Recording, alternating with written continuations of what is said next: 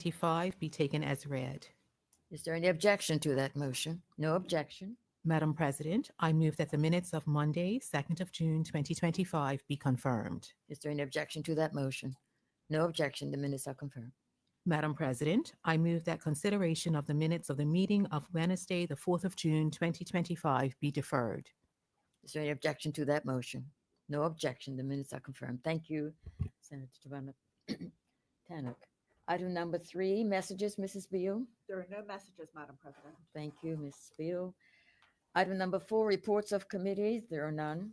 Item number 5, announcements. There are none. Item number 6, notices of motion. There are none. Item number 7, petitions. There are none. Item number 8, statements. There is one statement this morning, and that's in the name of Senator the Honorable Crystal Caesar, the spokesperson for finance. Minister, you have the floor.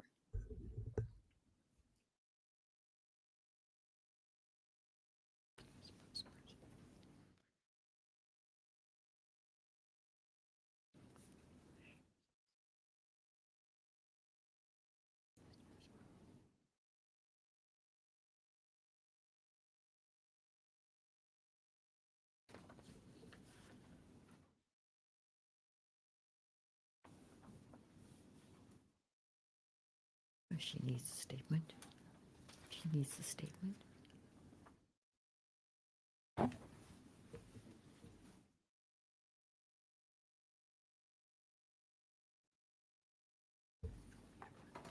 Good morning, Madam President, and thank you. Apologies.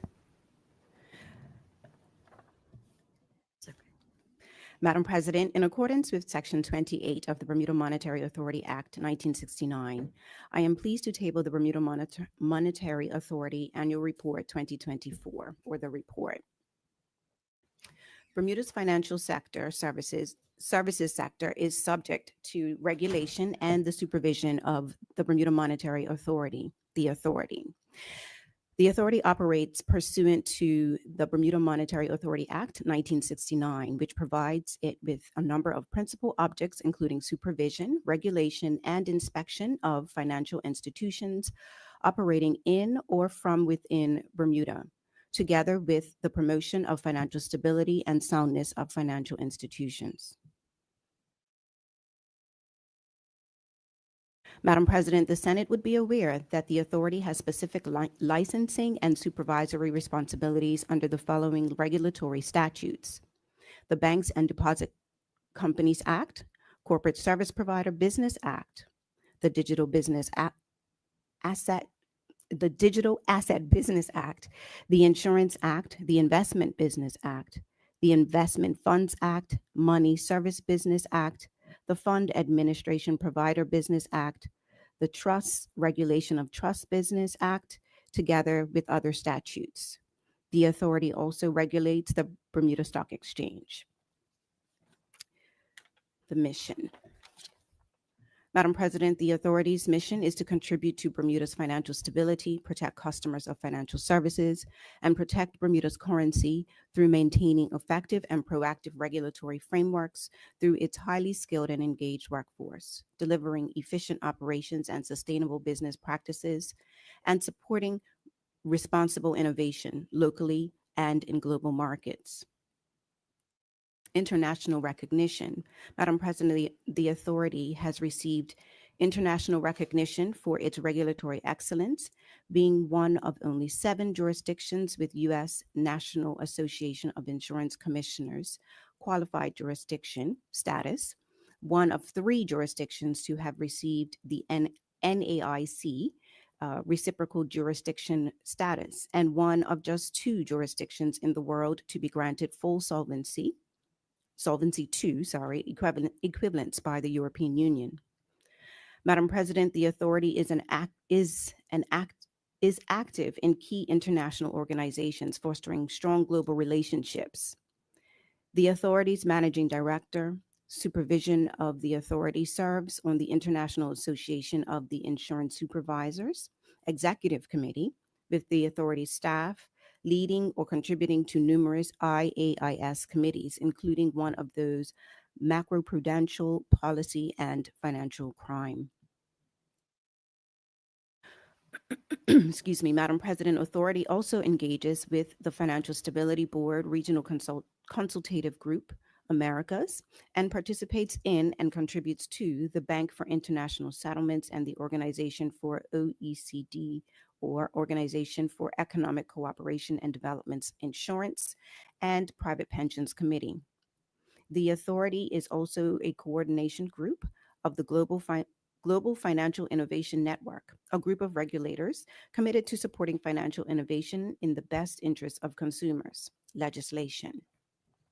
Madam President, the authority is authorized to advise the Minister of Finance on policy matters relating to financial institutions and may propose legislation consistent with its responsibilities under the Bermuda Monetary Authority Act 1969, or the Act. Amongst the legislative proposals advanced in 2024 were those which bolstered the regime under which recognized investment exchanges and recognized clearinghouses are supervised and regulated.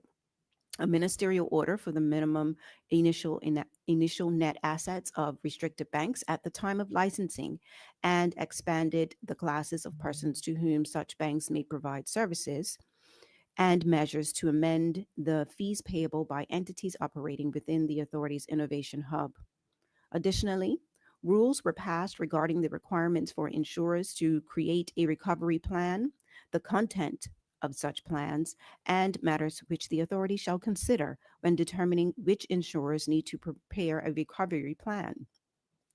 Regulations were also issued to enable the authority to refresh the form and design of coins to feature the image of His Majesty King Charles III. Supervision and and licensing. Madam President, Senators' attention is drawn to the following key highlights for the various sectors supervised by the authority.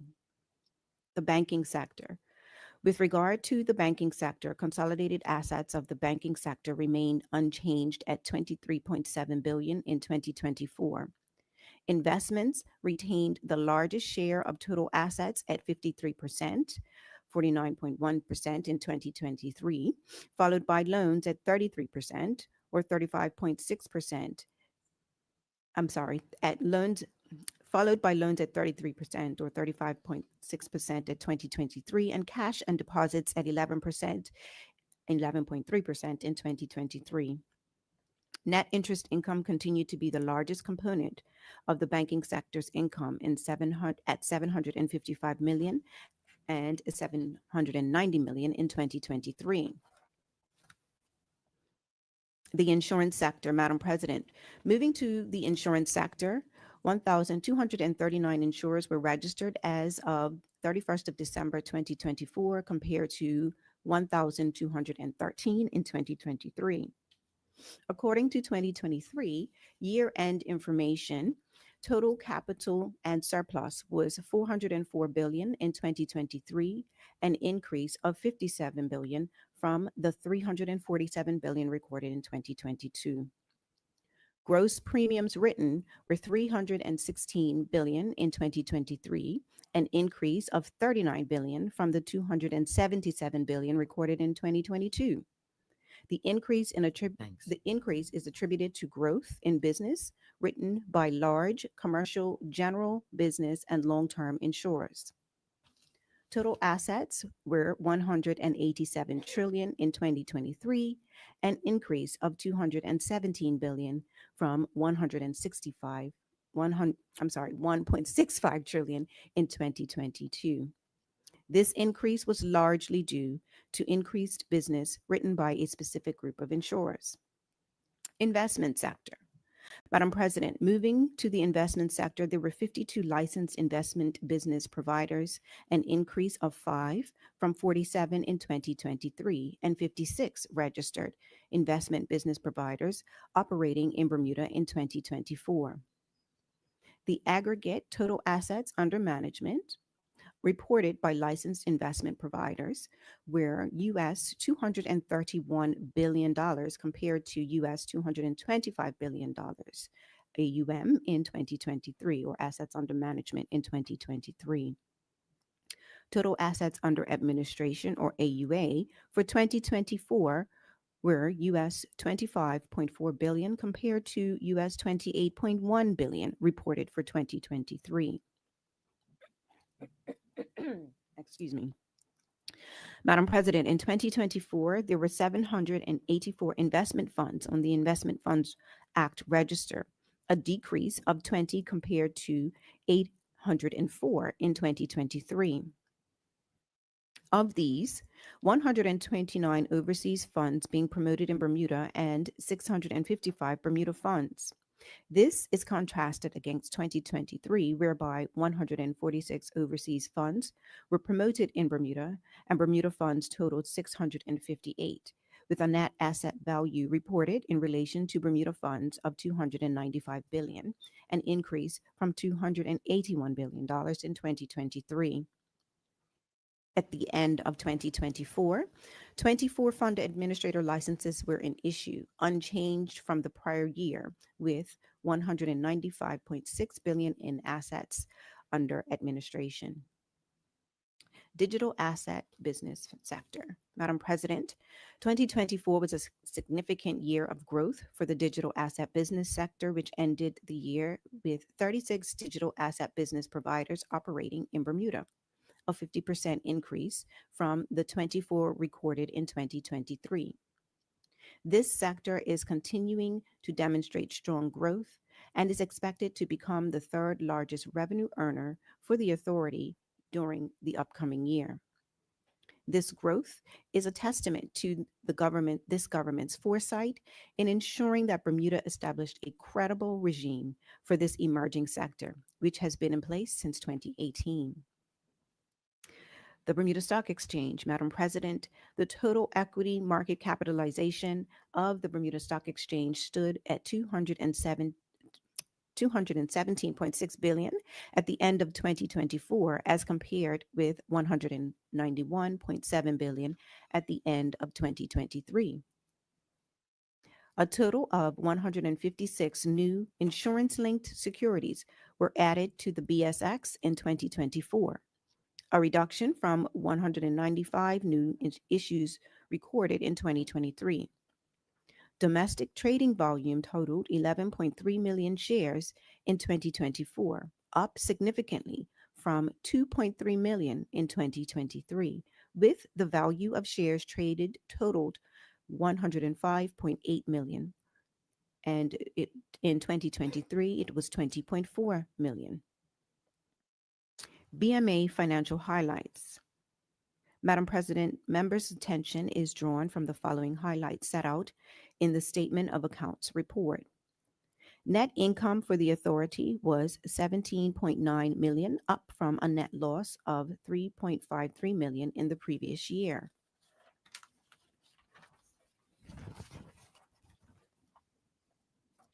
Total revenue increased by 50%, up to 129.8 million, up from 86.7 million.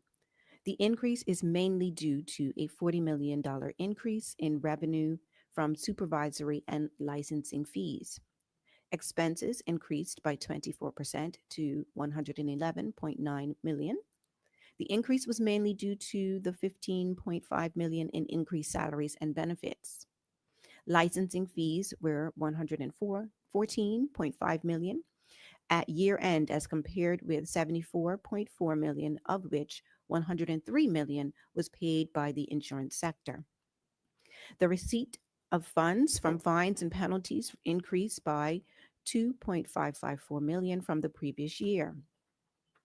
The authority had 302 full-time permanent employees, an increase from 273 in 2023. Board members are paid an annual fee of $50,000, an increase of $26,000 in 2023. Board subcommittee chairs are paid an annual fee of $58,000 to $63,000, up from $33,000 in 2023. The chairman of the board receives an annual fee of $125,000, an increase from $96,000 in 2023. The CEO's salary is set at $550,000, up from $500,000 in 2023, and he is eligible for a performance-based bonus of up to 50% of base salary.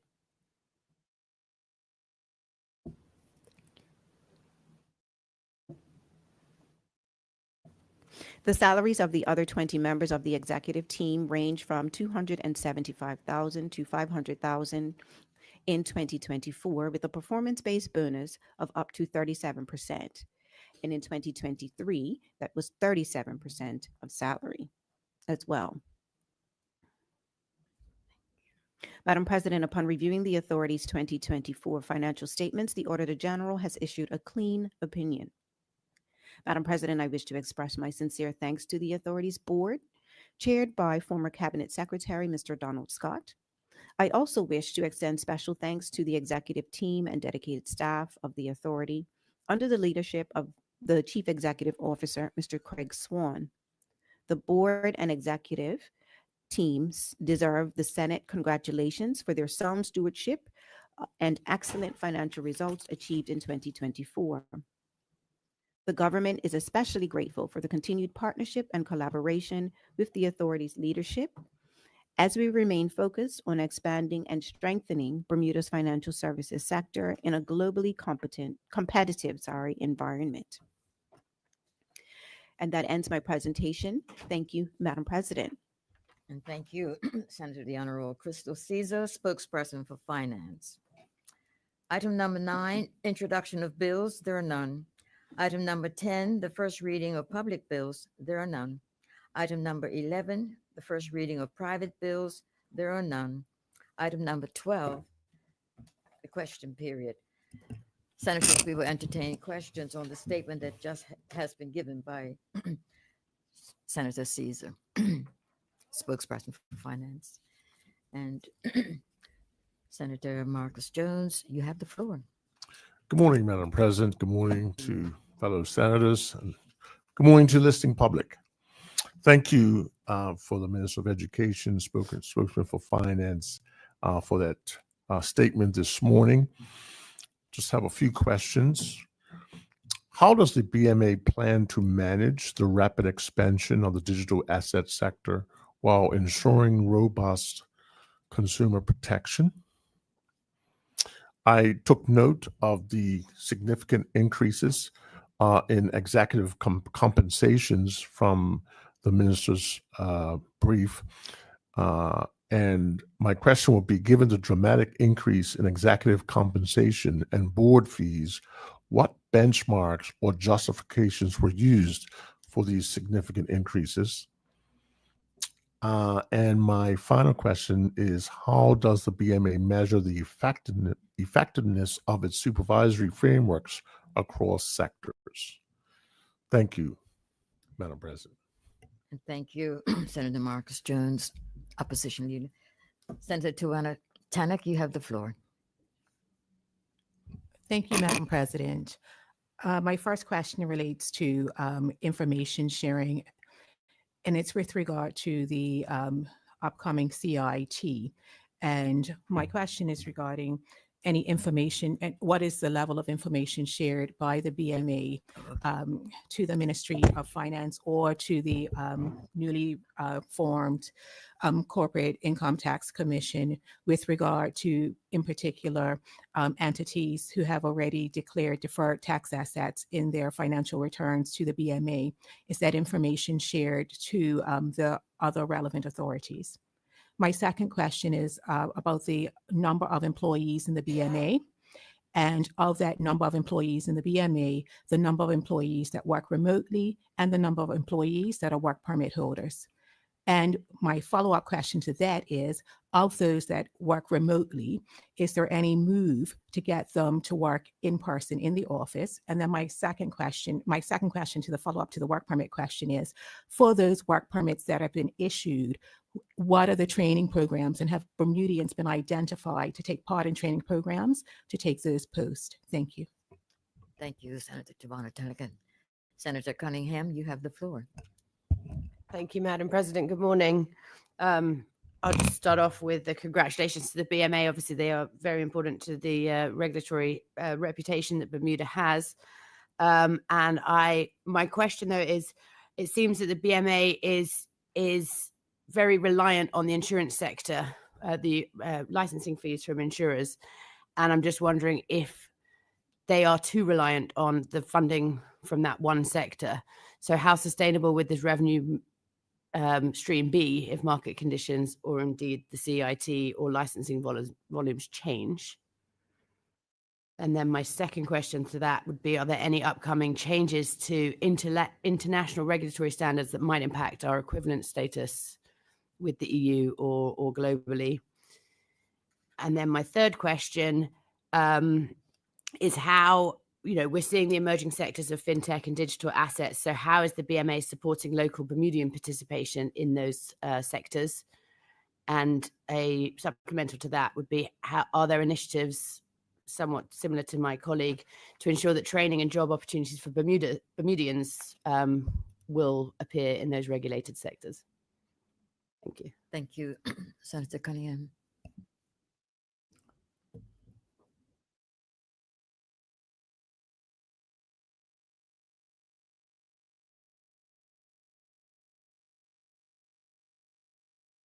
Madam President, I assume that's it from questions from, Yes, from everyone. I don't see Okay. any other hands. Okay. So Okay.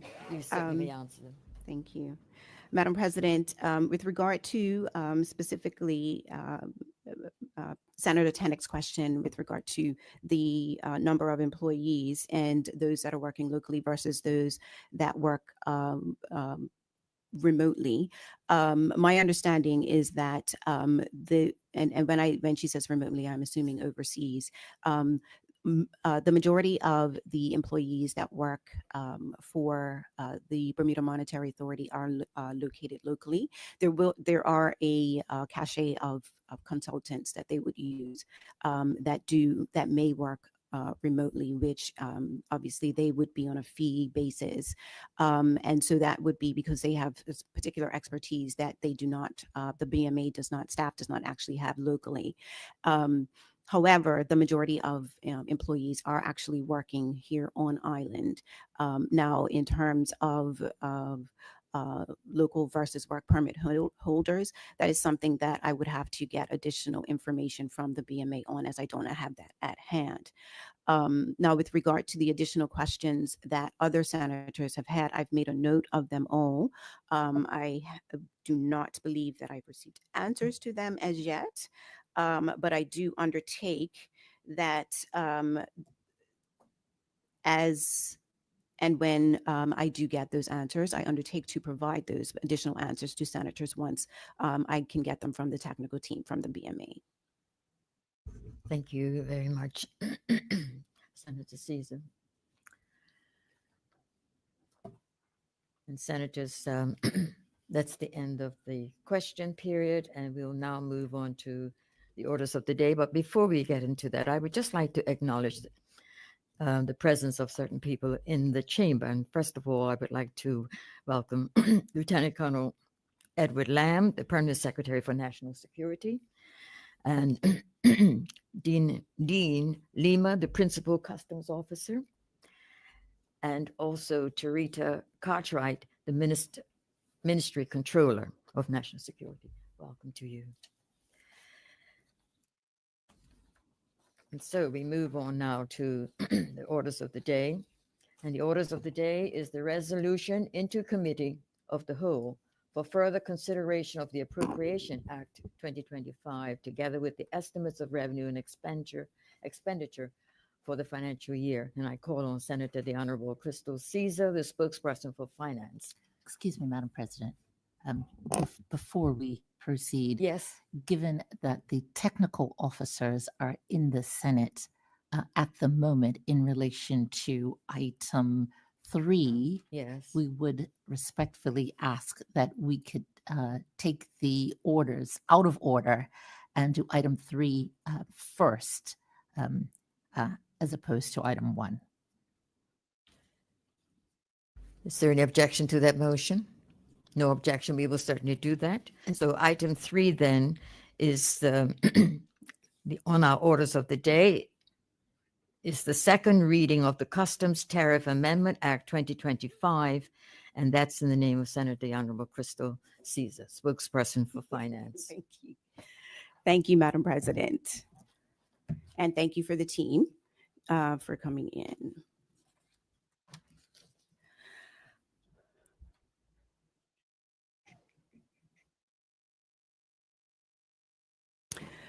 Madam President, honorable members are requested to now give consideration to the bill entitled the Customs Tariff Amendment Act 2025. Madam President, the bill proposes to amend the Customs Tariff Act 1970, the principal act, with measures that: 1, lower the duty rate on building materials and supplies, eliminate customs duty on all motor vehicle parts, lower the duty rate on air conditioning units and parts, increased the duty exemption for returning residents, provide continuing duty relief available to the Bermuda Hospitals Board for hospital operating supplies, and lower the rate of duty for diesel and fuel oils used by Belco for the production of electricity. The measures of the bill affect both the first schedule and the fifth schedule to the principal act. Madam President, it is the government's goal to lower the cost of living for Bermuda. In doing so, we are confident that we will not only ease the daily burden of making ends meet, but also offer new opportunities for our economic development. One of the major tools that we have at our disposal in achieving this aim is by reducing the costs of selected imported goods by lowering rates of customs duty. The bill proposes to repeal and replace the first schedule of the principal act in order to lower the duty rates on building materials and supplies and air conditioning units, excuse me, and parts, eliminate customs duties on motor vehicle parts, and increase the duty exemption for returning residents. Madam President, the bill will provide wide-ranging duty relief on selected building materials, prefabricated supplies, and raw materials for both interior and exterior work. This includes, but is not limited to, block, stone, glass, plastics, fabrics, wood, metal, chemicals, and glues, including glues, resins, and paint. The duty rates associated with 481 tariff codes will be lowered as follows. 429 tariff codes will be lowered from 25% to 10%, providing cost reductions of an estimated $4.9 million. 8 tariff codes will be lowered from 15% to 10%, providing cost reductions of an estimated $293,000. And 44 tariff codes will be lowered from 12.5% to 10%, providing cost reductions of an estimated $325,000. It is estimated, based on prior year's data, that these amendments will reduce the cost of construction and building repairs by a total of $5.5 million. Madam President, the bill will provide duty relief on air conditioning units and parts. The duty rates associated with 6 tariff codes will be lowered from 35% to 10%. It is estimated, based on prior year's data, that these amendments will reduce the duty cost on these items by over $1.8 million. Madam President, the bill will provide wide-ranging duty relief on parts and supplies for motor vehicle repairs, including but not limited to engines, transmission shafts, gaskets, electrical, glass, belts, tubing, and interior furnishings. The duty rates associated with 65 tariff codes will be eliminated as follows. 43 codes will go from 0%, from 35%, providing cost reductions of an estimated $2.5 million. And 22 tariff codes will go from 25% to 0%, providing cost reductions of an estimated $217,000. Excuse me. It is estimated, based on prior year's data, that these amendments will reduce the cost of repairing Bermuda's motor vehicles by a total of $2.7 million. Madam President, in order to effect the over 500 duty rate amendments necessary to lower the duty rates on building materials and supplies, air conditioning units and parts, and motor vehicle parts, a number of consequential amendments to the first schedule of the Principal Act were needed in order to maintain the structure of the Bermuda nomenclature. This necessitated the proposed introduction of 26 new tariff codes, the deletion of one tariff code, and the amendment of 12 tariff codes. Further, while conducting the review of the first schedule to the Principal Act, a further 12 textual inconsistencies were identified which did not impact on any rates of duty and are proposed for amendment. Madam President, sorry, renaming you. Madam President, the bill next provides for an increase in the duty exemption from $200 per person to $300 per person, an increase of 50%. This rate allowance was changed in 2012. Based on prior year's travel, this is expected to ease the collective tax burden on returning travelers by an estimated $2 million. Madam President, I now turn to the measures of the bill affecting the fifth schedule to the Principal Act. Madam President, the bill proposes to repeal and replace end-use CPC 4240 so as to remove the existing end-use condition limiting the period of duty relief for imported hospital operating supplies to the 1st of April 2022 through the 31st of March 2024 only. Honorable members will recall that CPC 4240 was amended in July of 2023 after being introduced in April of 2022 to extend the period of duty relief within which qualifying goods must be imported to Bermuda to 31st of March 2024 from the 30th of September 2023. Madam President, after further consideration, the Minister of Finance, in keeping with the commitment of government to ensure that our hospitals have adequate resources, considers it expedient to remove the end-use condition requiring that hospitals' operating supplies be imported within a fixed time period. This amendment is intended to provide continuing duty relief to hospitals administered by the Bermuda Hospital Board by offsetting operating expenses. Madam President, the bill next proposes to amend end-use CPC 4703 and CPC 4705 for the purpose of lowering the rate of duty for diesel and fuel oils used by Belco for the production of electricity.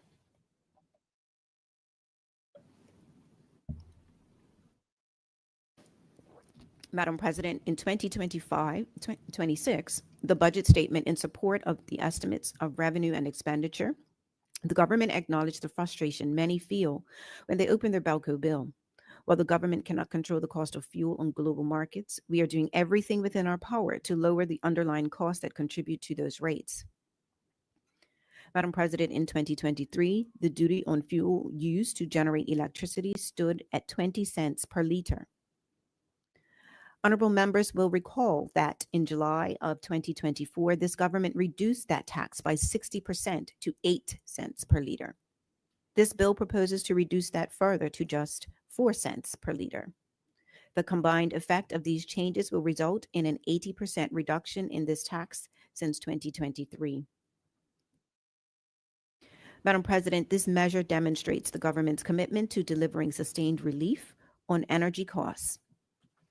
While there is more work to be done across the energy sector, this initiative ensures that our tax policy supports lower electricity costs for every household and business in Bermuda. It is estimated, based on prior year's data, that this will cut the Bermudian electricity bill by $1.7 million, in addition to the concessions introduced during 2024-25. Madam President, this further reduction in the duty paid on fuel is expected to reduce customs duty revenue by $4.2 million. I will comment further on the measures of the bill in committee. Thank you, Madam President. And thank you, Senator Caesar, spokesperson for finance.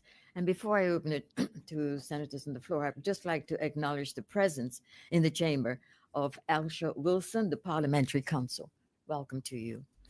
Would any senator care to speak? Senator Marcus Jones, opposition leader in the Senate, you have the floor. Thank you, Madam President, and thank you to the Minister of Education, spokesman for finance, for bringing this this Customs Tariff Act to this chamber at this time. And I will say right off the start that any way that this government can bring some relief to the major construction industry in this country would be supported by this side of the aisle for sure.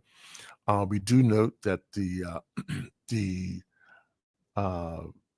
tariff reduction went from 25% to 10%. We do applaud that reduction. It is an incredibly big document. If you sat and read the schedule, and having looked over it with a cup of tea at midnight last night, something came to my observations that I would like for some clarity by the minister, if she can give it to us. I was able to look and see that of all the reductions in tariffs, it appears that the electrical and plumbing materials section, those parts were not afforded the same tariff reduction as some of the other items. And I'd like for her to speak to that because one would recognize that those two items within the construction industry are very important and an integral part of any building development. And one would think that those basic materials will be a part of this tariff reduction. I don't know if it was an oversight that was made. Some clarity is what I'm asking for, if the minister would provide that for us. But in the spirit of the of reducing these tariffs for building supplies and materials, we are in support of that. Thank you, Madam President. And thank you, Senator Marcus Jones. Would any other senator care to speak? Senator Tannock, you have the floor. Thank you, Madam President, and I echo congratulations said by my colleague, Senator Jones, to this reduction. I think anything that we can do to assist or hope to assist in the cost of living for Bermudians is great. And so I think that leads into my question as, so if we reduce the cost of duty for air conditioners and air conditioning units and supplies, and also construction items, how are we ensuring that that tax relief and the benefit of those tax reliefs will aid everyday Bermudians when they go into the store to buy an air conditioner, to get their air conditioner fixed, and to construct and for construction? So how are we able to ensure that this is passed on? And I have to applaud the government for the tax reliefs that they have made so far, in instance with sanitary products and also with seeds for growth. But how are we ensuring that these tax reliefs and the benefit that the businesses are getting from the tax reliefs are passed to the consumer? So I would like to know, if these new tax reliefs introduced, how will we ensure that this savings will be passed to everyday Bermudians? And that's my first question. And then my second question is, we are looking at aiding construction firms and air conditioner repairmen, but yet we still have 25% duty on pans, pencils, toothbrushes, combs. You know, I don't own my own home, and I'm not looking to build a home because, quite frankly, right now I can't afford it. But one thing I do is I buy pans and pencils, I brush my teeth, and, well, actually I have dreadlocks, so I don't comb my hair, but many Bermudians do comb their hair every day. So what I would like to know is, you know, while these things are grand, and I think anything we can do to reduce the cost of living is great, why are we not looking at the smaller items that Bermudians use every day, that our families use every day? Thank you. Thank you, Senator Tannock. While we're waiting for an answer, would any other senator care to speak on this bill? Hearing none, then we'll wait for a response from the minister.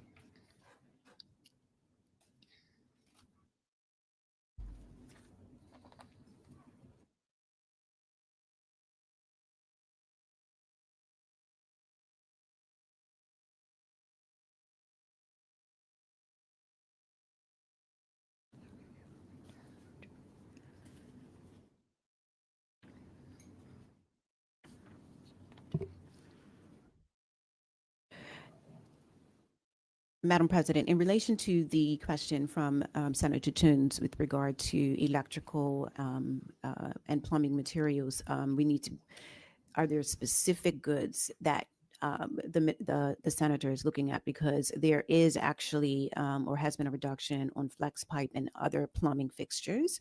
So I'm not sure if there was a specific area item and what have you, but we would need to know which specific electrical goods the senator is querying, because electrical is a broad category. And but as I mentioned, there is some reductions on things such as flex pipe and many other fixtures and fittings.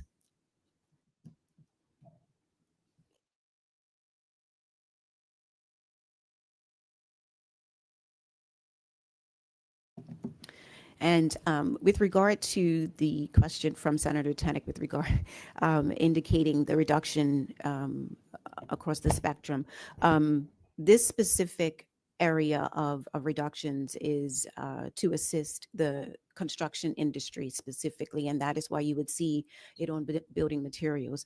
There has been a cry publicly that the cost of building materials is absorbent, and so this will go a long way to ensuring that construction will continue at a pace where things can be brought in at cost, and then the cost is not necessarily passed on to the builder. And so the government has decided to focus specifically on that, because there has been an appeal for the cost of construction materials to decrease, and in doing so, this will help to lower costs for building, potentially for what the cost is of construction of a home, potentially the mortgage, et cetera, et cetera. So it may very well filter down. We will continue to look at reductions as it pertains to the cost of living for other goods, and we will continue to do so and work with retailers and other vendors bringing things in. But this specific area of reduction is because there has been appeal, particularly in the construction area, to ensure that there is a reduction in the cost of building materials and construction materials in Bermuda. Thank you, Minister. With that, then you move your bill when you're ready.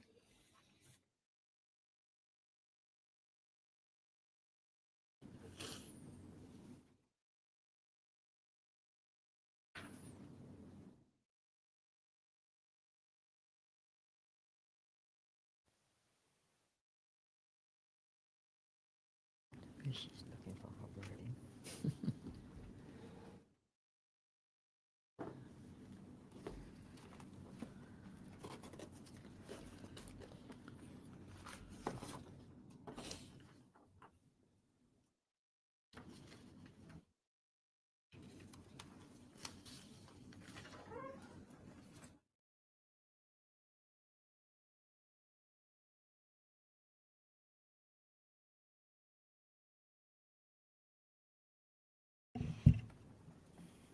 Thank you.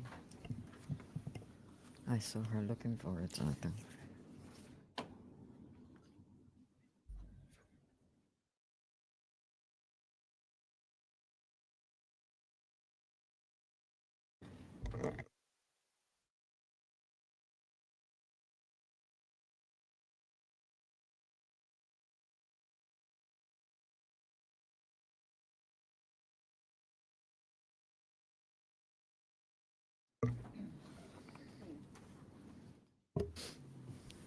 Following the suspension of, I'm sorry, Madam President, I move that the bill entitled the Customs Tariff Amendment Act 2025 be now read a third time.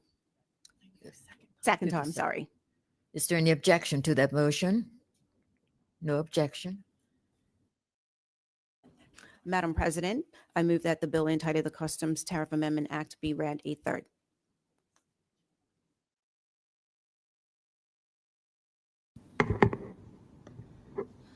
What is happening? Because I'm confused. I just read that. They told me not to read that.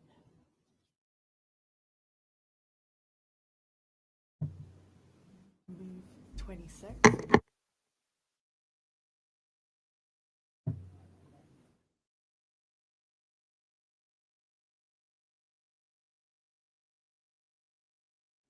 That's what I was reading. You should tell me don't read that.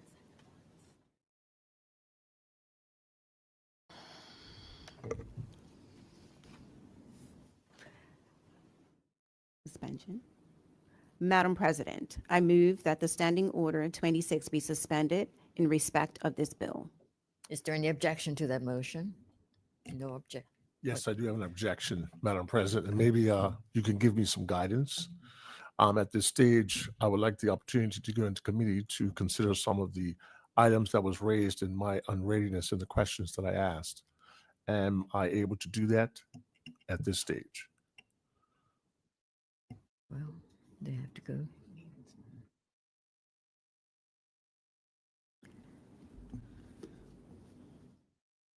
Is there a seconder to that motion? Senator Cunningham, seconded.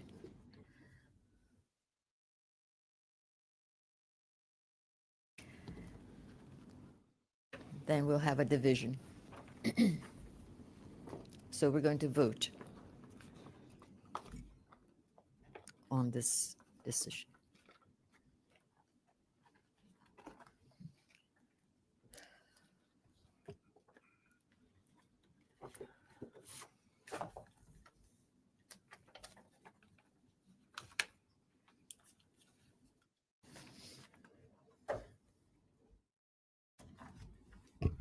Excuse me, Madam President, and I don't know the protocol for this, but what is the question that Senator Jones is awaiting a response to?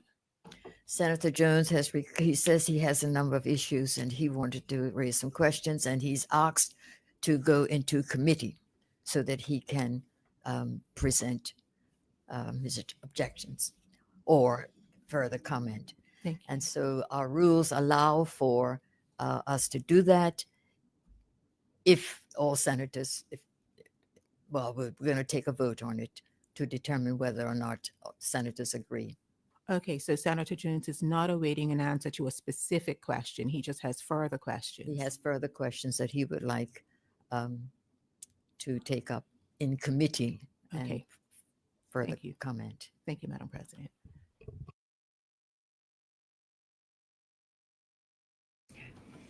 So the clerk will do.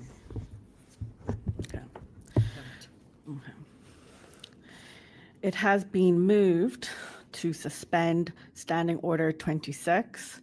So if you are in agreement with the motion to suspend 26, apologies, say aye. If you are against and would prefer to go into committee, say nay. Senator Cunningham.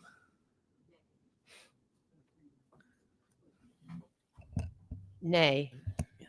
So she wants to go into committee. Okay. Senator Cunningham, nay. Senator Foley. Nay.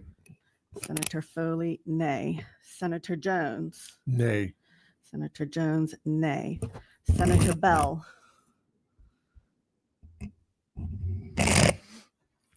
Yay. Aye. Senator Bell, aye. Minister Caesar. Aye. Minister Caesar, aye. Senator Fubler. Aye.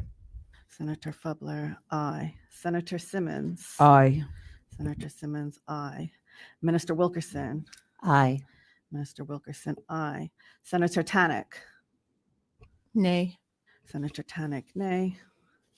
Senator White is absent. Madam President. Nay. Nay.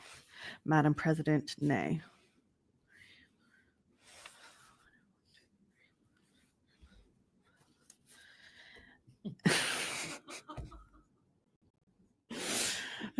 With a tie vote of 5-5, the motion is lost.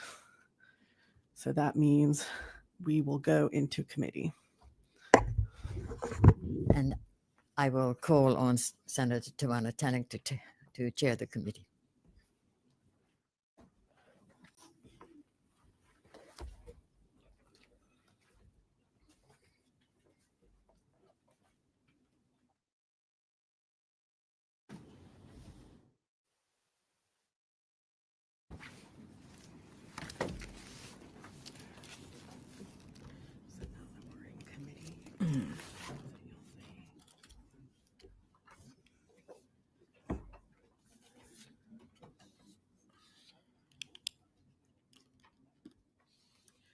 Senators, we are now in committee of the whole for further consideration of the bill entitled the Customs Tariff Amendment Act 2025. I call on Minister Caesar in charge to proceed. Senator Caesar, you have the floor.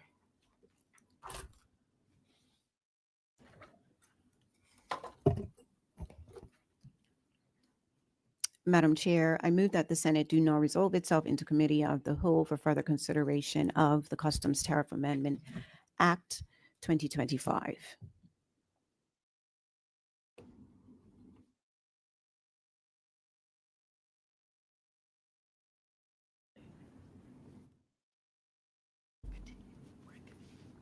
Okay.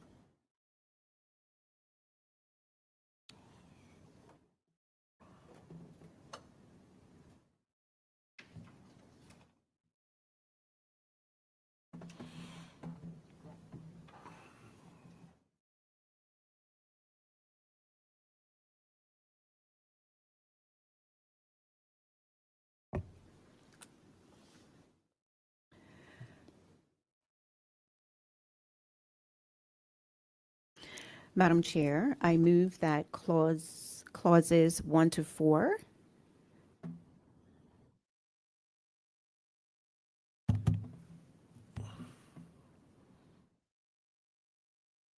this is a mess.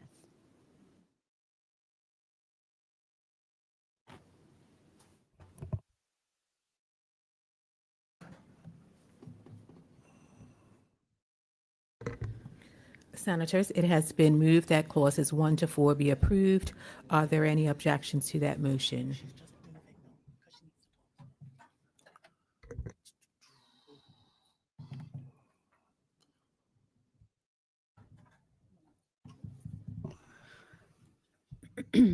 Madam Chair, Clause 1 provides the citation for the bill, and Clause 2 repeals and replaces the first schedule to the Customs Tariff Act 1970 by the contents of the schedule to this bill. The first schedule is published on the Bermuda government portal at the following web address: www.gov.bm, Schedules Customs Tariff Act 1970. Clause 3 amends the fifth schedule to the Customs Tariff Act 1970 by repealing and replacing CPC 4240, Hospitals Operating Supplies, and by amending CPC 4703, Goods of Tariff Code 2710.192, Diesel, and CPC 4705, Goods and Tariff Code 2710.194, Fuel Oil. Clause 4 provides for commencement.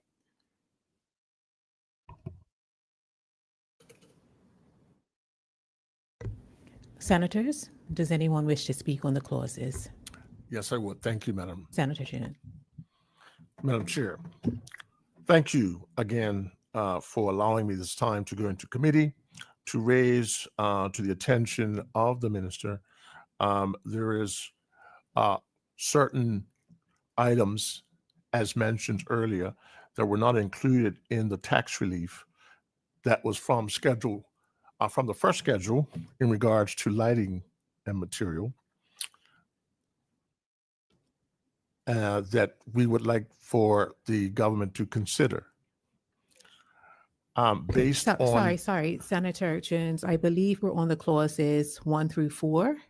okay, right, so repealing and replacing first schedule, I've mentioned an objection to passing those clauses because I would like to bring to attention of this chamber items within the schedule that I'm requesting for a consideration of an amendment. Good morning, Madam Chair.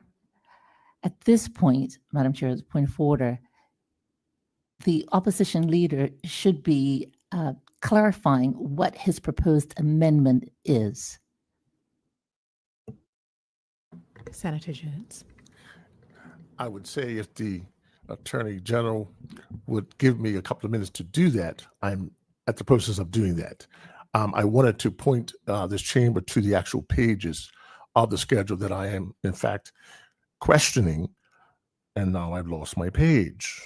Oh dear. Madam Chair, the opposition Senate leader is not entitled to question in committee. He's required to give an amendment. So does he have a proposal that can be voted on? Thank you, Madam AG. My understanding from Senator Jones was that he does have an amendment and was taking us to the appropriate part of the schedule to refer his amendment. Thank you, Madam Chair. His words were that he has queries. That is true, Madam Chair, but I have queries that's leading to an amendment. I would like some latitude to allow me to get there if the government Senate leader would allow me.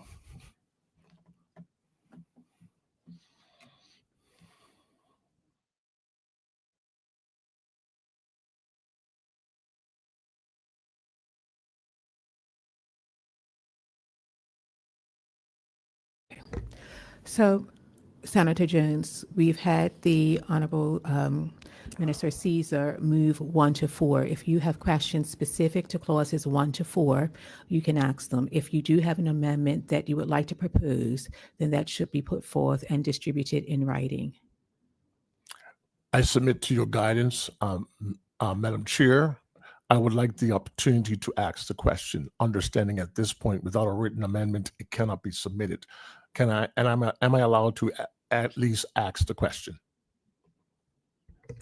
If it's pertaining to the clauses 1 to 4 that are being moved. Absolutely, Madam Chair.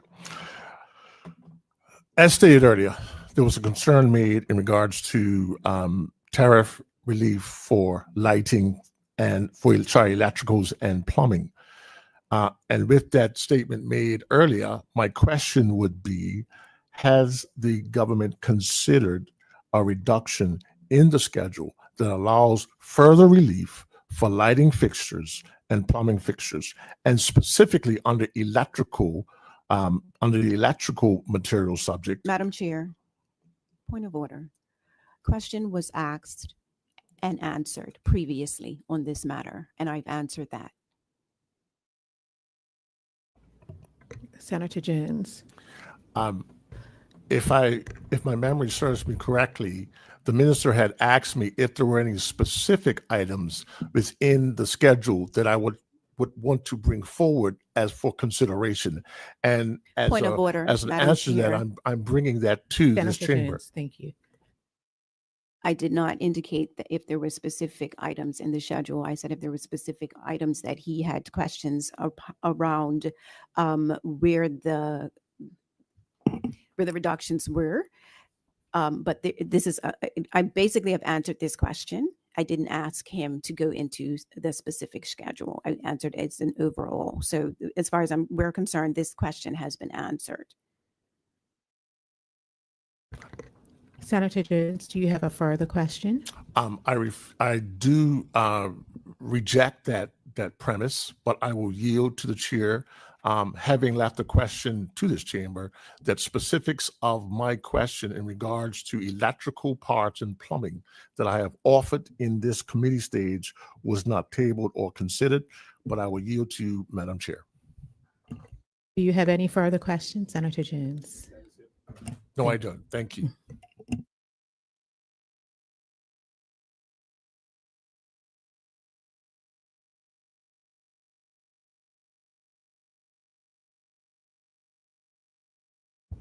Senator Caesar, can you move that the clauses be approved?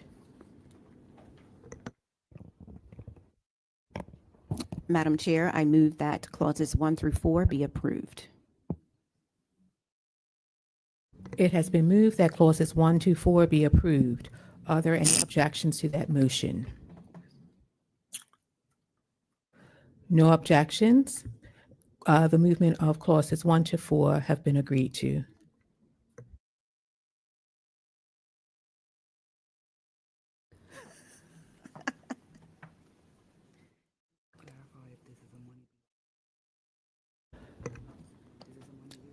Senator Caesar? It is. Okay. Senator Caesar, I invite you to move the schedule. Apologies. Madam Chair, asking for clarification. This is a money bill, and my understanding is that money bills should not be in committee. Thank you, Senator Caesar. 1 minute, please.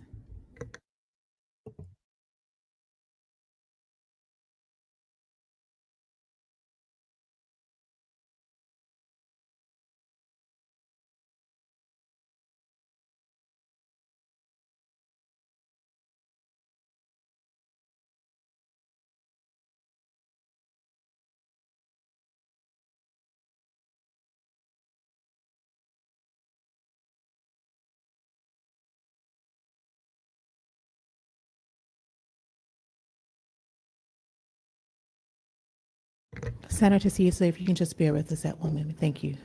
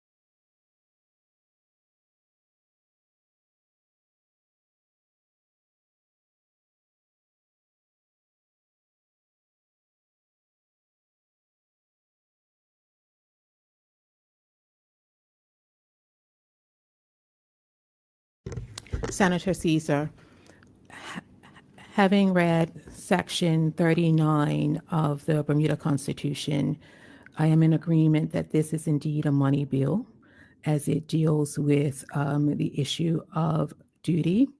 And so we do have restrictions on the powers of the Senate under money bills, which is, it does not say that we cannot discuss them in committee. However, we are not allowed in the Senate to amend a money bill.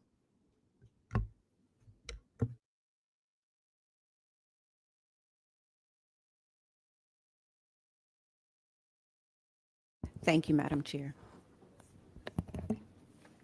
And thank you, Madam Chair. And just as a point of clarification, you have said the rules do not prohibit the discussion in committee. And my question will be, what would be the point of any further discussion in committee if there can be no amendment? And further, the question period was provided and ended.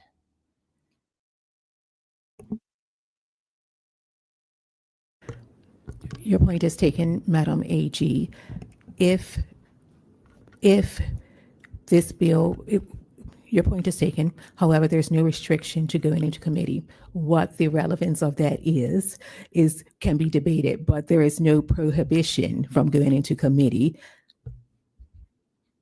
Under the Constitution, Section 38, restriction on powers of the Senate as to other public bills, and then following on from that, 39. So there's no restriction into going to committee. Whether or not it will be a fruitful discussion is up for debate, but not debate.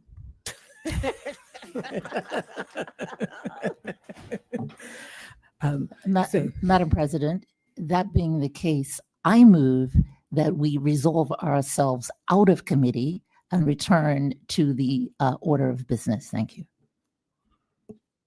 May I ask for a point of clarity?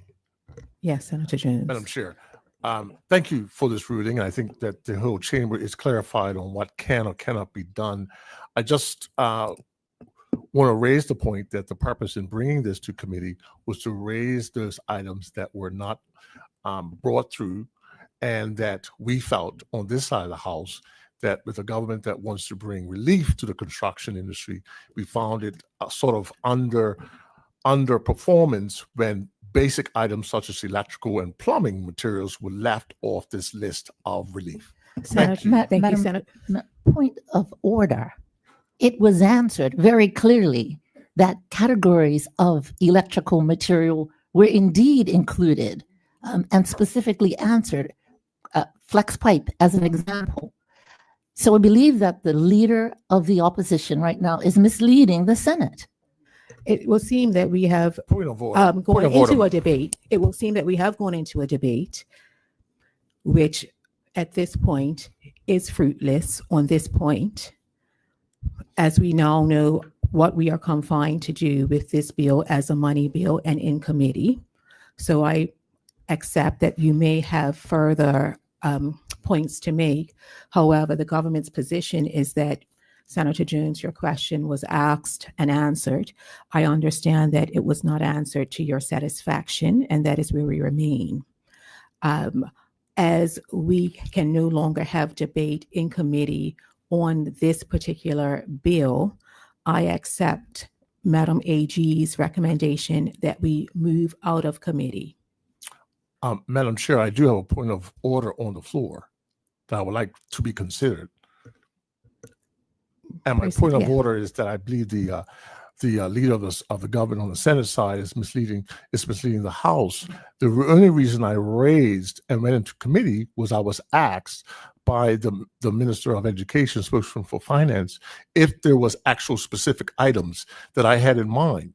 Now, she was able to say that generally speaking, there was electrical items that were actually part of the tariff relief, but I thought I was invited to bring some other additional electrical material that should have been included. That was my whole point, Madam Chair.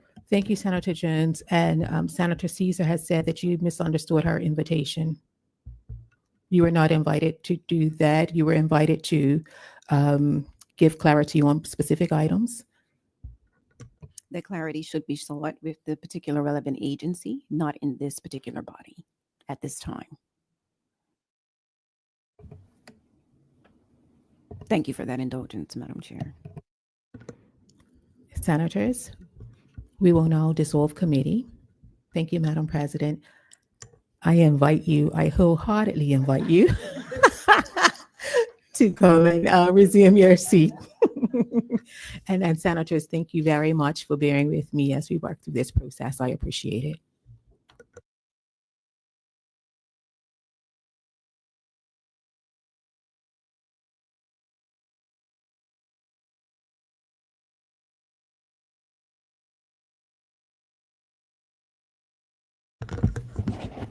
Senators, for clarity, I take full responsibility for the issue that has arisen, in that certainly the Constitution, with respect to the Senate, we cannot change any money bill. And I think that I ruled wrongly in that respect because of the changing of any addition to the money bill should not have been allowed. So I take full responsibility for that. And I thank you all for your indulgence, and I take full responsibility for the error that has occurred. And we will certainly make sure that we go over there, because we don't often go into committee, for sure. The Senate does not often go into committee, but on money bills, we cannot change or alter them. And we will make sure that we review the guidance on that in the future. You can continue to pass your bill. Thank you, Madam President. And yes, we are all in this together. So we appreciate you, your words. Thank you very much. Madam President, I move that the bill entitled Customs Tariff Amendment Act 2025 be now read a third time. Is there any objection to the third reading? No objection. Madam President, I move that the bill do now pass. It has been moved that the bill do now pass. Is there any objection to that motion? No objection. The bill is passed. Thank you, Senators. And we will resume now with the orders of the day and get back to the resolution into committee for further consideration of the Appropriation Act, together with the estimates of revenue and expenditure for the financial year 25-26. And I call on Senator to move us into committee. Thank you, Madam President. Madam President, I move that the Senate do now resolve itself into a committee of the whole for further consideration of the Appropriation Act 2025, together with the estimates of revenue and expenditure for the year 2025-2026. Thank you, Minister. And I now call on Senator Tawana Tannick to take the chair of committee.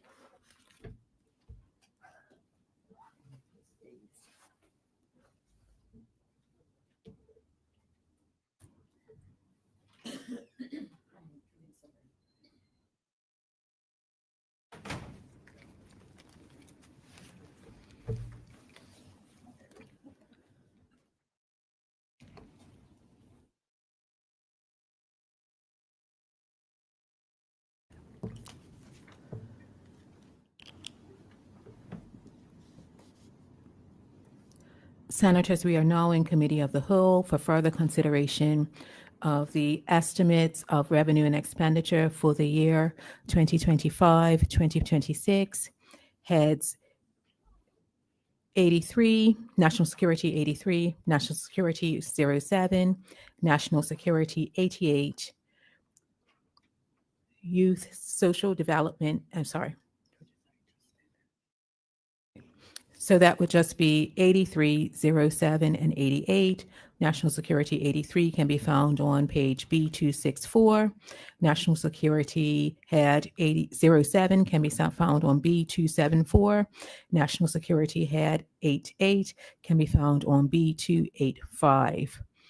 They are now to be debated. I call on Junior Minister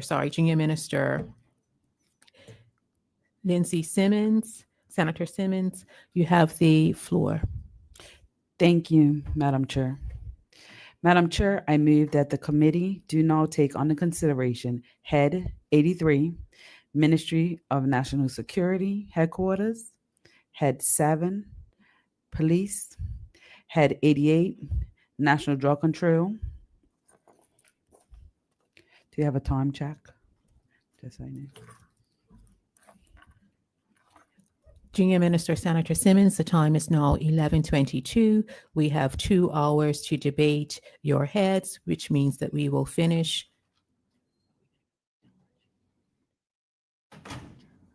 We will adjourn for lunch and continue. So we have 2 hours. It is 11:22. We will adjourn for lunch. Perhaps I can give a time check at 12 or 12:15 so that we can determine whether or not we would like to adjourn at 12:15 or 12:30. Thank you. Thank you. Madam Chair, it gives me great pleasure to present the budget for Head 83, the Ministry of National Security, found on pages B264, B267 of the budget book. Mandate or mission. Madam Chair, the mandate of the Ministry of National Security is working together to keep you safe. Expenditure overview. Madam Chair, a total of $4,966,000 has been allocated for this head, which represents an increase of $1,796,000 from the previous year and constitutes 4% of the budget allocated for the ministry as a whole. The increase reflects the funding required for various projects and initiatives the department will be implementing, such as the Uniform Service Training Program, grants, and the educational support programs. The department will also be filling 6 posts to provide critical resources in administration, cybersecurity, and disaster risk reduction and management. Further details are provided in business unit cost analysis. Madam Chair, on page B265 of the general summary, you will note that there are 4 business units within the ministry headquarters. The estimate for business unit 93000 for administration is $2,797,000, an increase of $795,000, or 40%.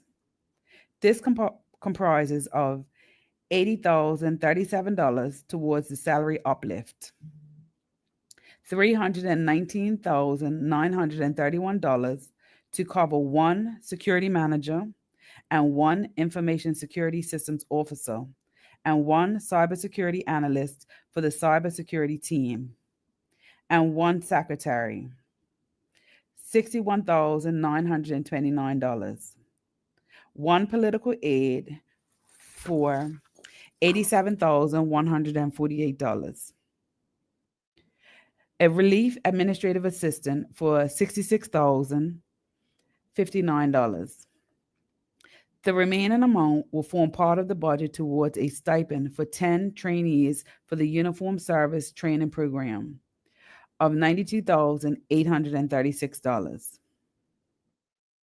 $14,650 for staff and head of department training, $33,000 for overseas conferences and trainings, $15,000 for advertising and marketing, and $24,410 for an increase in public radio safety maintenance fees.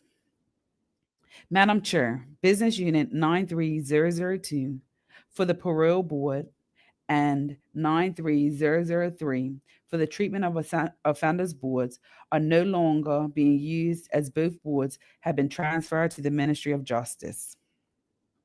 Madam Chair, the estimate for Business Unit 93004 for the Police Complaints Authority, $31,000, and has no change from the 2024-2025 budget.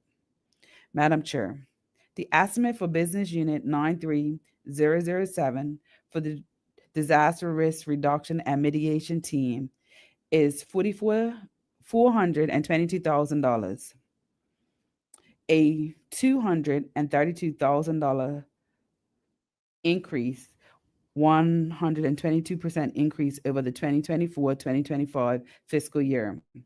The increase is to fund one national events coordinator post for $86,345, one consultant for $108,000 to oversee supply chain disaster management, and $37,655 for conferences and tabletop exercises.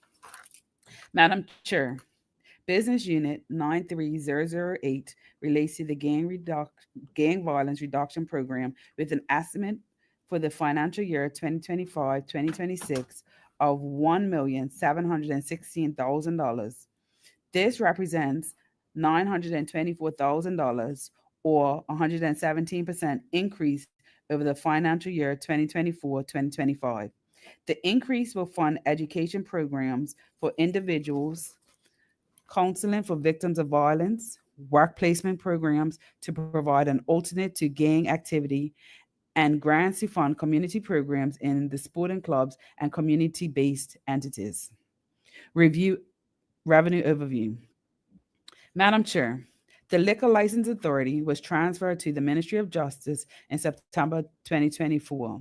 However, payment of fees and collection of revenue continue with the Ministry of National Security until March 31st, 2025, as shown on pages B266.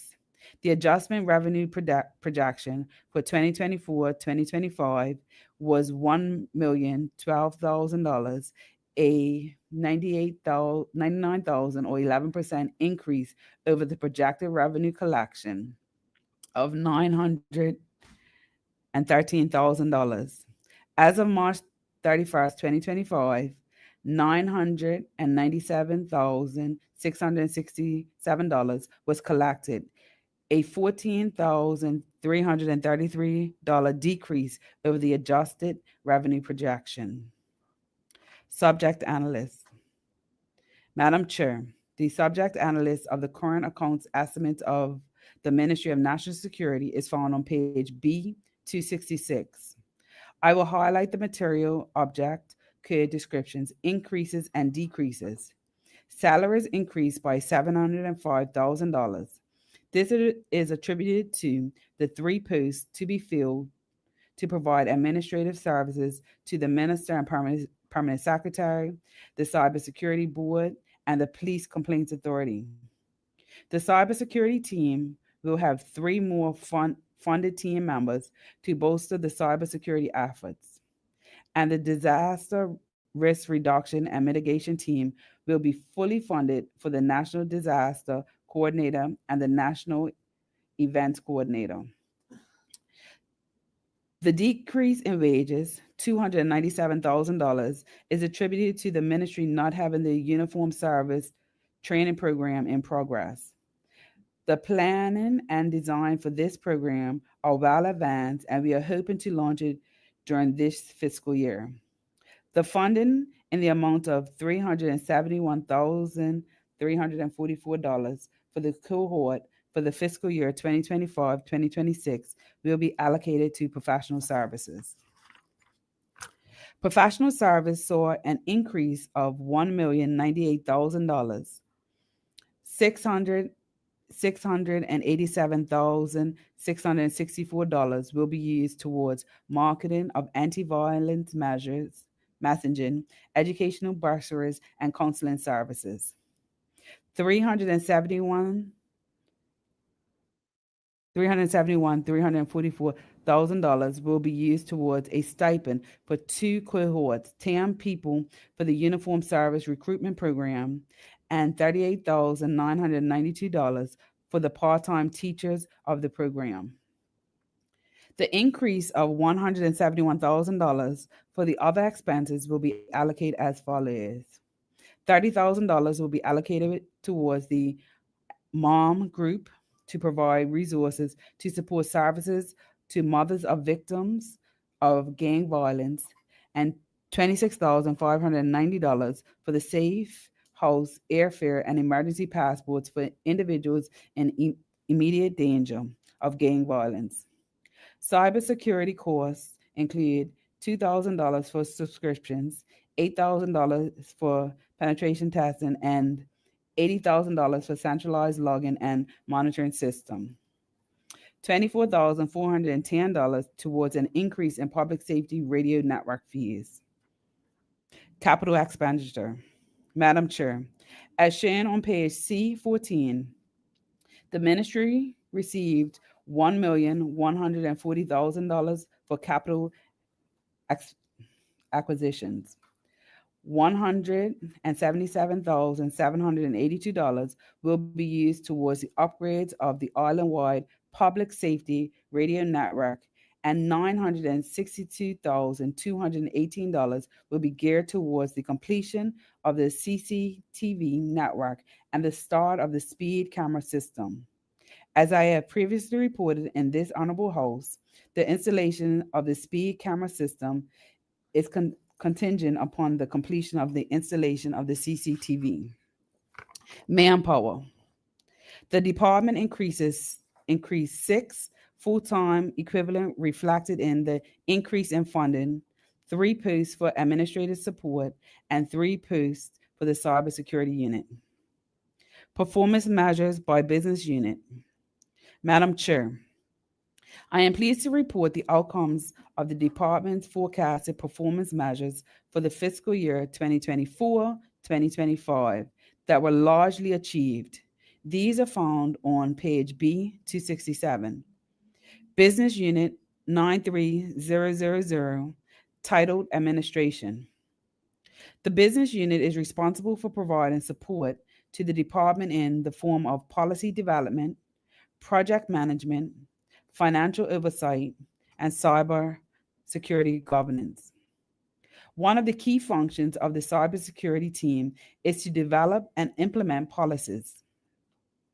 During the 2024-2025 fiscal period, the team achieved 80% of approving information system risk management program policies are as follows. Policies for the upgraded Cybersecurity Act, cybersecurity regulations, and the Computer Misuse Act were finalized and approved by Cabinet. The Cybersecurity Act and Computer Misuse Act, based on approved policies, were drafted and approved by Parliament. The updated Information System Risk Management Program policies has been developed and is awaiting review by Cybersecurity Advisory Board and the Cabinet Cybersecurity Committee. The ministry conducted monthly meetings both in a formal and informal setting with its heads of department, HODs, and the DEOD manager. The formal meetings were held to provide heads of departments with pertinent information that included updates from the Public Service Executive, updates on the status of cabinet members. The DOE updated primarily around recruitment and the status of the exercises. Financial updates related to budget, year-end, and procurement.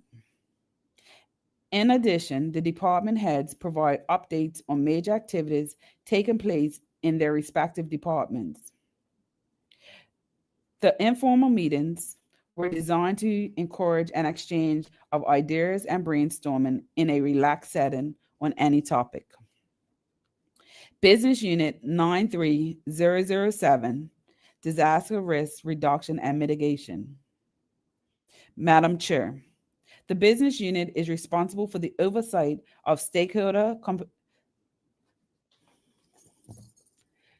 completion of disaster recovery plans. The team is also integral in staging disaster exercises and the coordination of entities during the times of disaster, such as before, during, and after hurricanes. Between April and September 2024, the Disaster Risk Reduction and Mitigation Team, DRRMT, advanced Bermuda's national disaster preparedness and operational resilience through a range of strategic initiatives, legislative support efforts, stakeholder engagements, and critical operation developments. A substantial focus was placed on strengthening disaster readiness and emergency management operations. Key activities include the planning, coordination, and execution of the Port Security Table Exercise, TTX, as well as participation in the Government House Hosted Sanctions, TTX. These exercises were designed to enhance interagency coordination, develop operational readiness, and refine information extraction process through structured scenarios debriefs. Preparation and assessments of the Emergency Measures Organization, EMO, room at the Bermuda Fire and Rescue Service, BFRS, remain ongoing to ensure that technical systems, infrastructure, and operational capabilities remain mission ready. Madam Chair, in addition to the exercise and operational readiness work, the DRRMT contributes to the advancement of Bermuda's legislative framework by assisting in the further development of the disaster management and emergency measures legislation. This supported efforts to modernize Bermuda's legal basis for national disaster response, ensuring that contemporary principles and operational best practices are reflected in statutory frameworks. The DRRMT also developed a comprehensive business case for the establishment of an all-encompassing Emergency Measures Operations Center, EMOC. In support of this initiative, the team drafted Standard Operation Procedures, SOPs, to guide the management, functionality, and activation of an operations center. Further SOPs for the oversight and operation of the public safety radio network were prepared, ensuring communication resilience remain a priority across Bermuda's emergency response infrastructure. Madam Chair, to strengthen operation readiness across government and the community partners, the DRRMT conducted extensive hurricane season preparedness activities. This included engagement with the government agencies to verify hurricane response inventories, inspections of hardware, store supply chains to confirm capacity under disaster scenarios, and consultants with telecommunications infrastructure managers to identify vulnerabilities and strengthen response plans. The team also worked directly with stakeholders responsible for road cleaning and tree cutting operations, ensuring these critical recovery resources were coordinated and prepared. Weather monitoring activities continued throughout the Atlantic hurricane season, with the team maintaining active situational awareness and providing timely updates to leadership. The team also contributed to the updating and development of key operational documents, including the EMO procedural guides. Shelter readiness assessments were completed in collaboration with key agencies, further reinforcing Bermuda's emergency posture. Madam Chair, strategic research initiatives advanced significantly during the reporting period. Notably, the team pursued evaluations of national emergencies alerting systems, explored enhancements to Bermuda's public emergency measure capabilities, and initiated preliminary planning for Bermuda's National Risk Register, NRR. Work focused on disaster preparedness for vulnerable populations, aligning national planning efforts with a commitment to inclusive and equitable disaster risk reduction. Stakeholder engagement remained a cornerstone of DRRMT's operation. The team participated actively in numerous forums, including port security meetings focused on maritime and infrastructure vulnerabilities, supply chain meetings to ensure critical goods continuity during disaster, and public health pre-preparedness meetings aimed to strengthen the health sector's resilience to emergencies. Madam Chair, furthermore, the DRRMT took responsibility for maintaining Bermuda's emergency broadcast station, ensuring that public communication systems were operational and reliable. The team chaired the Public Safety Radio User Group, providing leadership in coordinating multiple agencies' use of the radio network and addressing critical issues promptly. International engagement continued through FCDO disaster manager briefings and the UK Met Office hurricane updates, ensuring Bermuda remained closely connected with global resilience efforts. The DRRMT supported critical incidents during the period, particularly following the impacts of Hurricane Ernesto. The team coordinated stakeholders in the rapid repair and restitution of the public safety radio network, ensuring critical communication infrastructure was brought back online efficiently.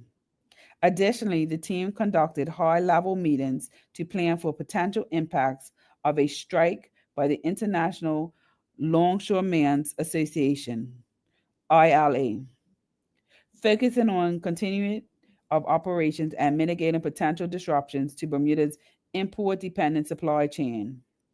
Madam Chair, in summary, the disaster risk reduction and mitigation teams demonstrated a commitment to national resilience, operational excellence, legislative modernization, stakeholder collaboration, and international best practice alignment. Through disaster pre-preparedness activities, legislative support, stakeholder engagement, operational support, infrastructure maintenance, and strategic research, the team significantly advanced Bermuda's disaster risk reduction objective and strengthens its national emergency management framework. Policy development and strategic planning. Drafted and submitted the National Risk Register, NRR, with Phase 1 training completed in February 2025. A PowerPoint presentation was shared with stakeholders, and the second phase is being scheduled. Worked with policy analysts to address legislative concerns regarding the authority to declare a disaster, ensuring alignment with the governor's existing powers. Operational frameworks and SOPs. Developed and submitted EMA's Operations Center SOPs. Drafted the Public Safety Radio SOP in collaboration with the BPS and corrections. Initiated a comprehensive event safety framework and an events checklist, including oversights of major national events such as the PGA Golf Tour, Chubb Race Weekend, Cup Match, and Bermuda Day preparations. Community pre-preparedness and exercises. Coordinated participation in exercise Caribbean Wave March 2025 with a debrief schedule for April 10th. Engaged in planning and evaluating cruise ships tabletop exercises and mass rescue operations in partnership with Marine Operations and UK-US Coast Guard supports through TTX postponed. Hosted hurricane preparedness planning sessions to address vegetation management, worksite safety, and post-strike coordinations across utilities and public works. Continued evaluation planning for Ferry Reach, incorporating emergency plans from stakeholders like Rubis and SIL. Business Unit 93000, titled Administration. Madam Chair, this business unit is responsible for Gang Violence Reduction Team 2025 update. Madam Chair, in 2025, the Gang Violence Reduction Team, GVRT, continues to stand as a beacon of resilience and transformation, leading Bermuda's fight against gang violence and youth disenfranchisement. In a time where communities face deep-rooted social inequalities, fractured family systems, and barriers to opportunities, the Gang Violence Reduction Team, under the leadership of Bishop Leroy Bean, has remained unwavering in its mission to intervene, uplift, and empower. The Gang Violence Reduction Team is not simply a response mechanism.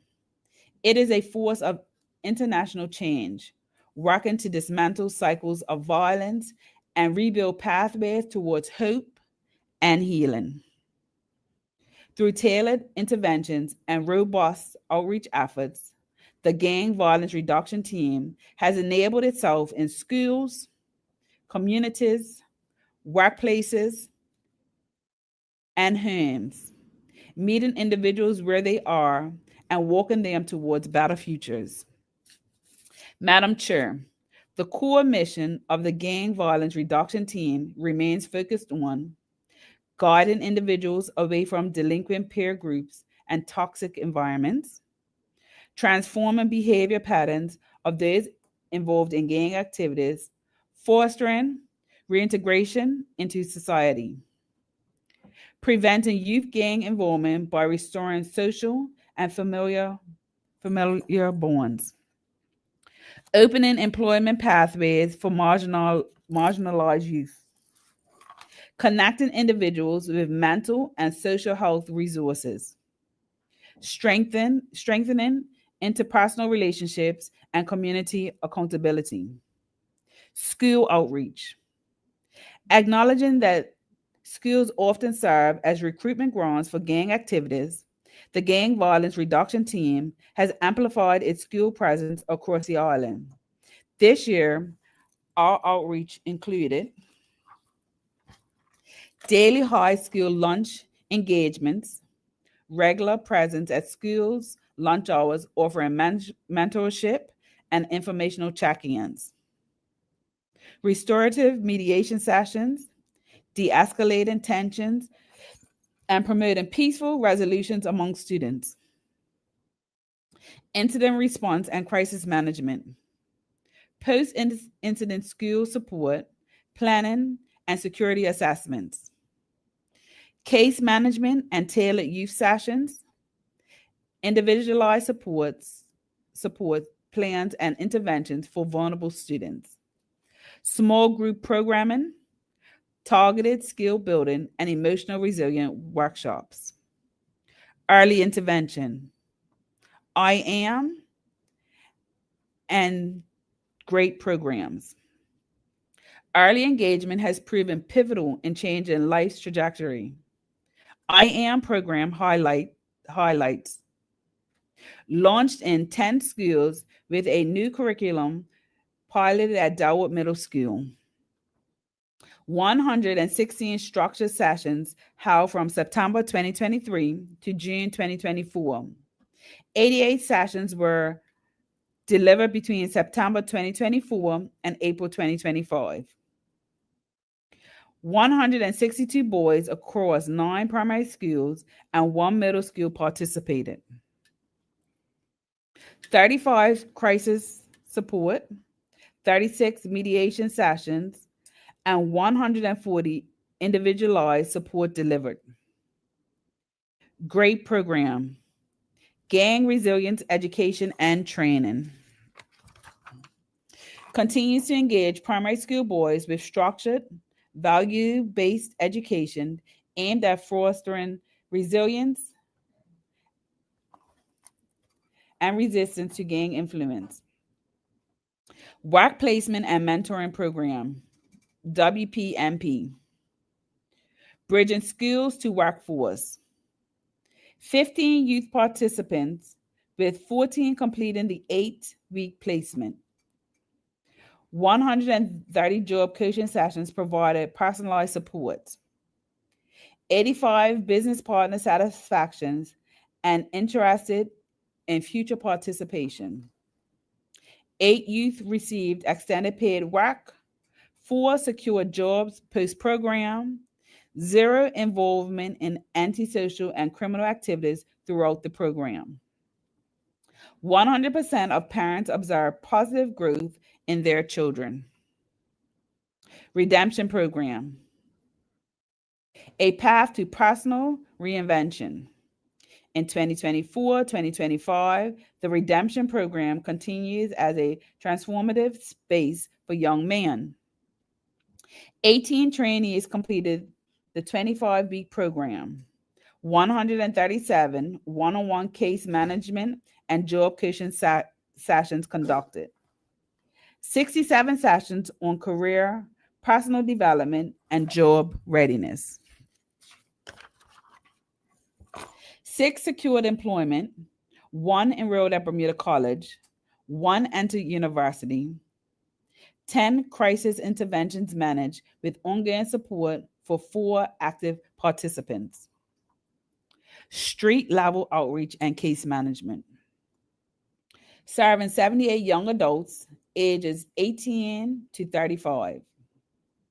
Tailored client-centered case management addressing housing, employment, legal, and mental health needs.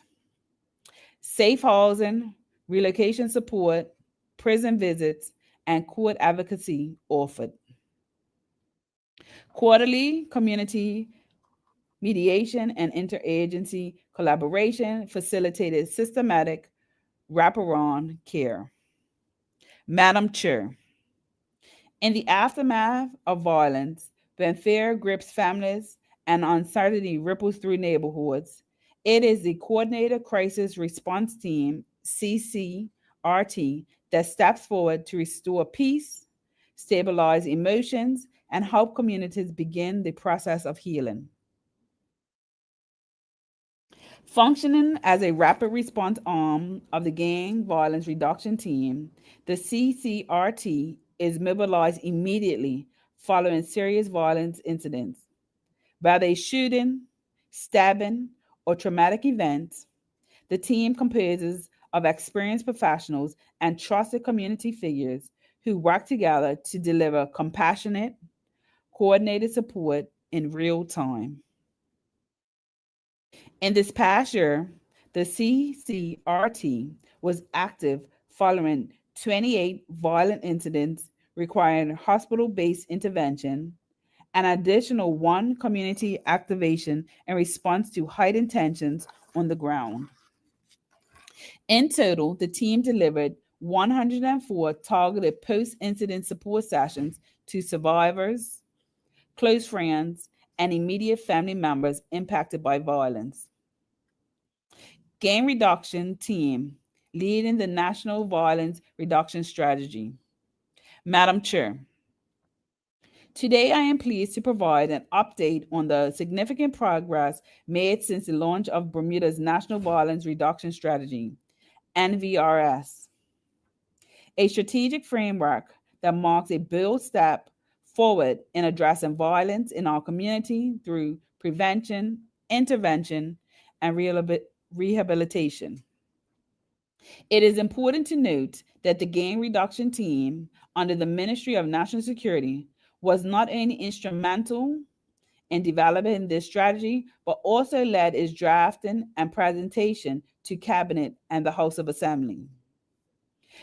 The NVRS was officially tabled in the House on November 15, 2004, and was passed with full support following a debate on December 6, 2004. Strategic Leadership and Governance Framework. To ensure effective implementation, the NVRS is structured across 3 operational tiers. National Violence Reduction Steering Committee, NVRSC, chaired by the Minister of National Security and composed of permanent secretaries from the Ministries of National Security, Health, Education, Legal Affairs, and Youth, Social Development, and Seniors. This committee meets regularly to ensure high-level alignments and resources coordination across ministries. Interagency Gangs Enforcement Team, IGET, focused on intelligence-led enforcement and coordinated intervention. IGET works with the courts and other agencies to mitigate gang activities in real time. Interagencies Community Response, IGCR.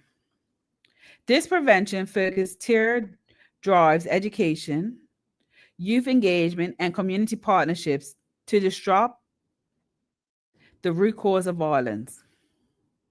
Major programs highlights under the NVRS. Educational and vocational pathways, empowering futures. Addressing root causes such as economic disenfranchisement, the NVRS has prioritized access to education and job training. GED program. In partnership with CARE, grants are being issued to youth pursuing their GEDs. Discussion with adult education schools are on the way for further expansion access. Workforce development. In collaboration with the Ministry of Economy and Labor, apprenticeships and industry certifications are being provided in high demand sectors. Bermuda College sponsorship.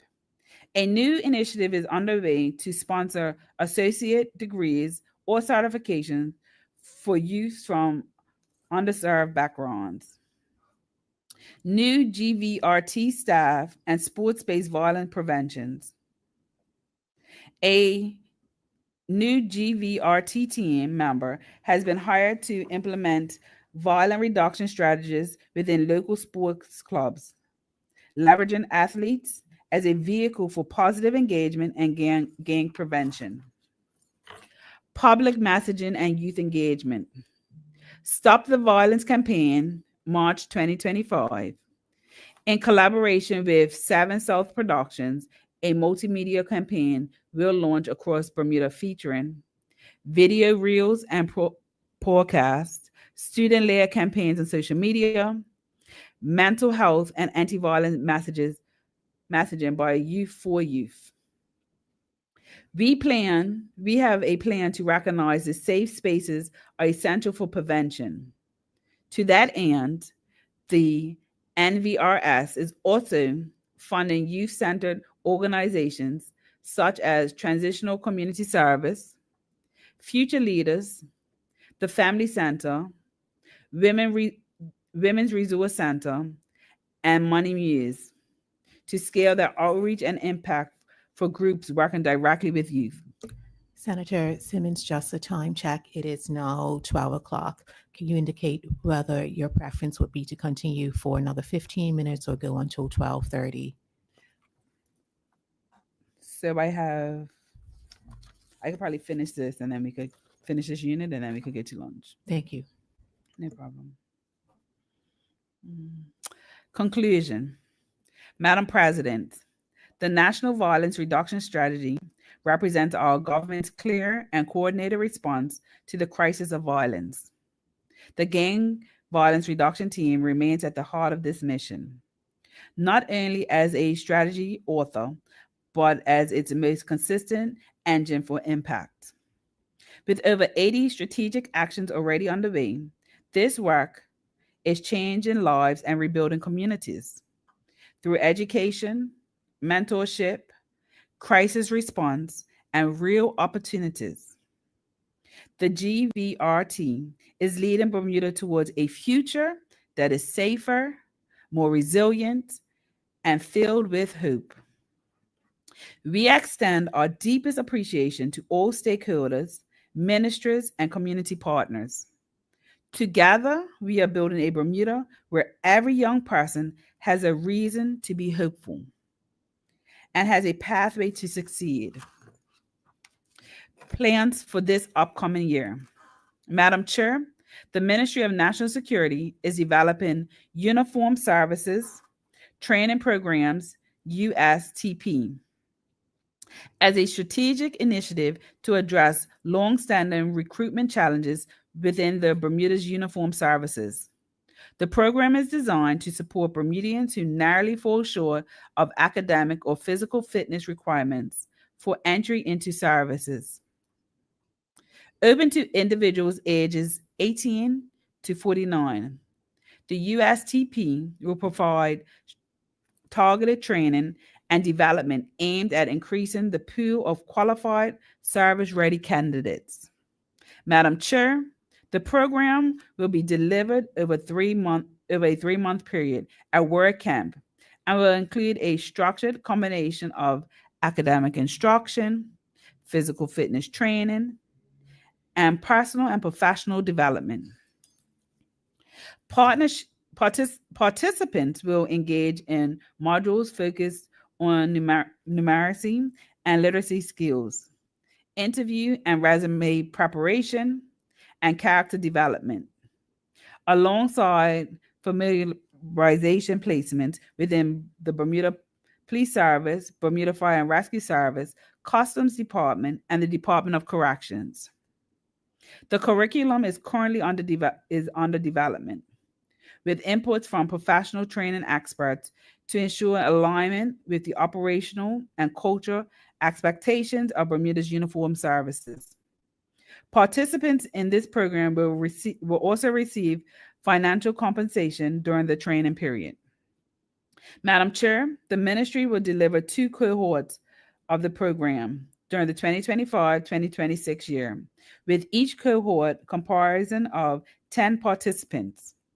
The first cohort will be populated by individuals who recently unsuccessful in the recruitment process and narrowly missing the qualifying threshold.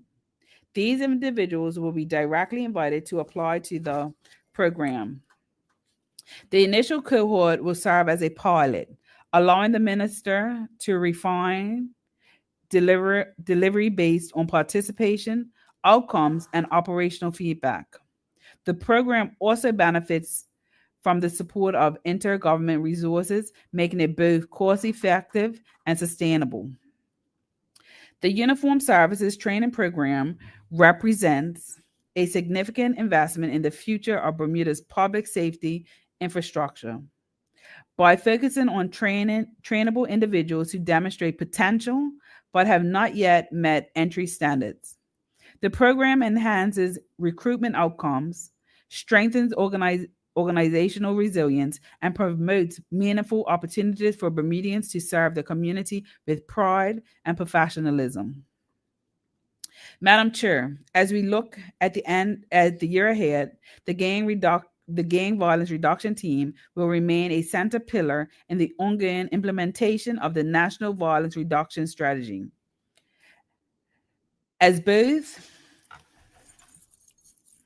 architects of this strategy and the active agents of its delivery, the Gang Violence Reduction Team continues to be a driving force behind Bermuda's efforts to reduce violence and build a safer, more inclusive society.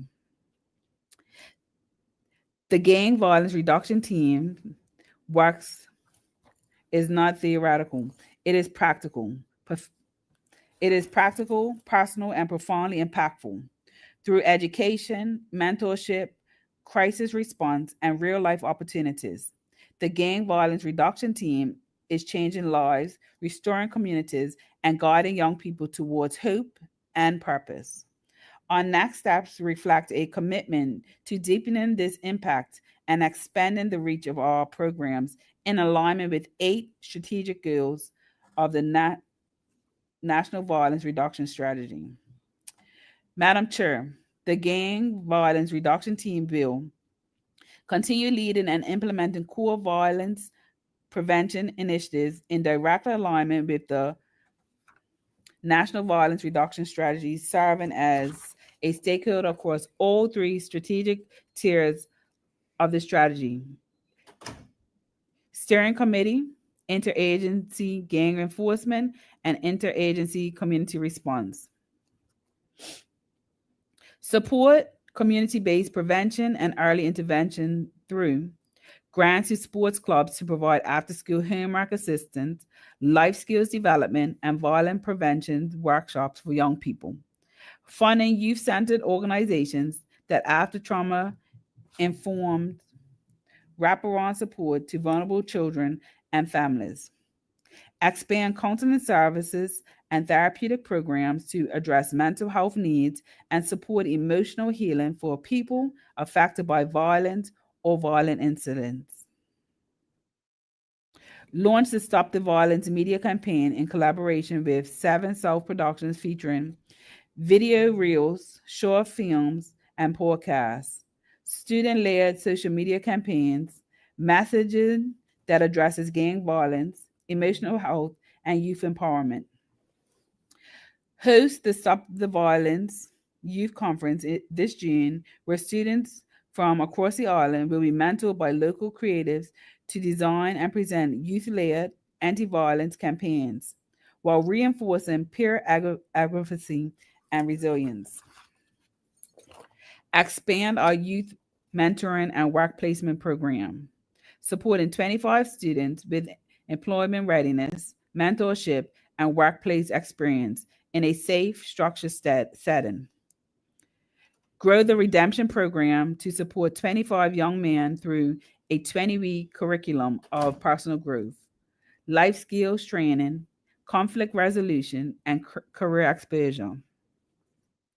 Advanced educational and vocational pathways under the Empowering Futures Initiative, which include GED programs in partnership with CARE and discussions expand offering through the Adult Education School, apprenticeship, and industry certificates through the Ministry of Economy and Labor and local training programs and partnerships.